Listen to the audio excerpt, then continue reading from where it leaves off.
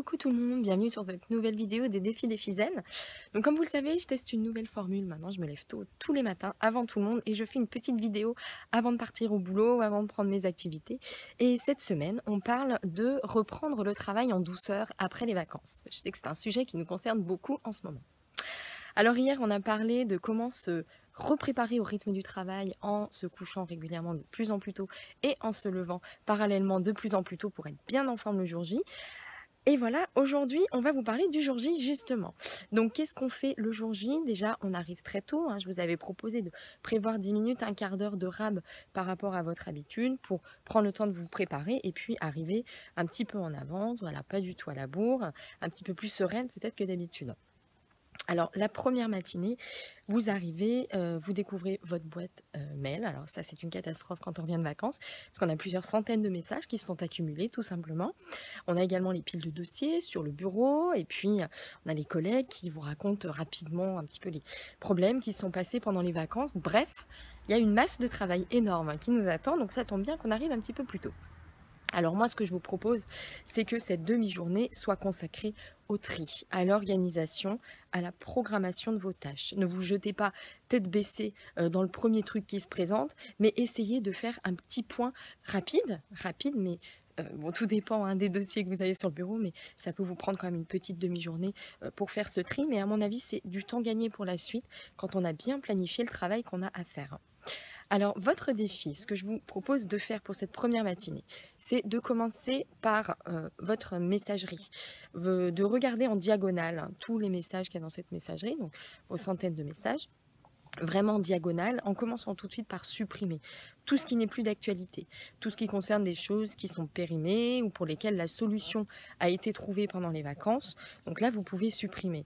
Également, vous pouvez supprimer, vous savez, tous les messages, les là il y a eu des réponses, voilà, et peut-être même un aboutissement, mais bref, donc supprimez les premiers, ne lisez que les plus récents pour avoir vraiment les informations à jour.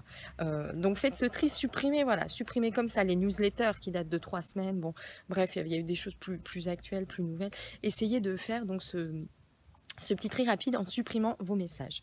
Ensuite, deuxième étape, vous allez rapidement prendre connaissance des messages. Alors, il y a des messages pour lesquels ça va être très très rapide, il y en a d'autres qui vont nécessiter une petite lecture. Consacrez quand même quelques minutes par message pour pouvoir regarder de quoi ils traitent et tout de suite prendre une décision.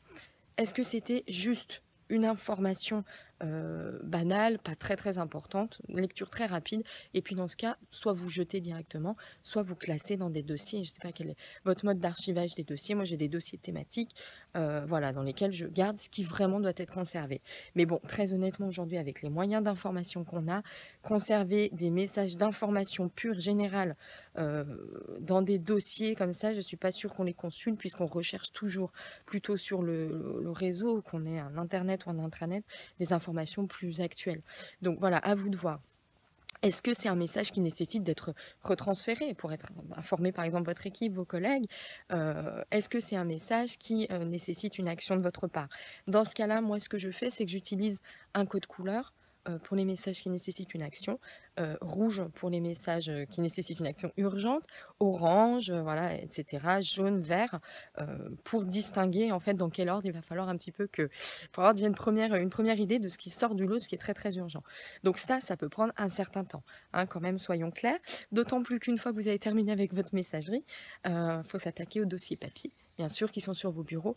Il y a des choses que vous aviez laissées, il y a des choses peut-être qu'on vous a rajoutées en votre absence. Donc là, c'est la même chose. Lecture transverse des dossiers, qu'est-ce qu'on attend de moi pour avoir tout de suite une idée, soit quelque chose qui est à classer, soit c'est quelque chose qui va nécessiter une action, puis se rajouter un petit peu à la liste de mes missions urgentes ou moins urgentes, voilà, selon le degré d'urgence que vous allez justement déterminer. Donc une fois qu'on a fait la lecture de tous nos mails, tous nos dossiers, on sait exactement, on a vraiment l'aperçu de tout ce qu'on a à faire. Maintenant, l'idée, ça va être de passer à une étape de planification, de programmation. Alors moi, c'est quelque chose que j'adore faire parce que j'ai l'impression de faire le tri. Quand je fais ça, vraiment de faire le point, de repartir à zéro. Ouais, j'ai plein de trucs qui traînent, c'est un petit peu oppressant, mais je sais exactement comment je vais m'y prendre et je vais réussir à réduire cette pile à zéro et à avoir un jour zéro message rouge dans ma boîte de réception. Enfin bref, donc ça, moi, c'est quelque chose que j'aime beaucoup faire. Je trouve que c'est très important. Puis ça nous fait gagner du temps, à mon avis, pour la suite.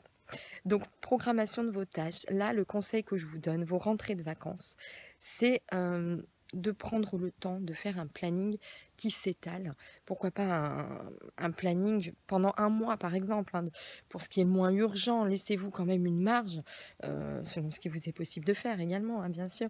Mais essayez de ne pas non plus tout vouloir faire en 2 jours. Fixez-vous des objectifs réalistes, parce qu'il n'y a rien de pire que de se donner des objectifs trop contraints, trop serrés. Ça crée beaucoup de frustration, et vraiment ça renforce notre impression d'être débordé, de manquer de temps, et c'est pas du tout une bonne chose. Voilà, donc faites-vous ce planning un petit peu large et puis récompensez-vous, bien sûr, quand vous avez réussi à tenir vos engagements, vos objectifs et à faire les choses en temps et en heure. Voilà, j'espère que ce nouveau défi du jour J vous a plu, que vous allez passer une bonne matinée de programmation et moi je vous donne rendez-vous dès demain pour une nouvelle vidéo. Bonne journée!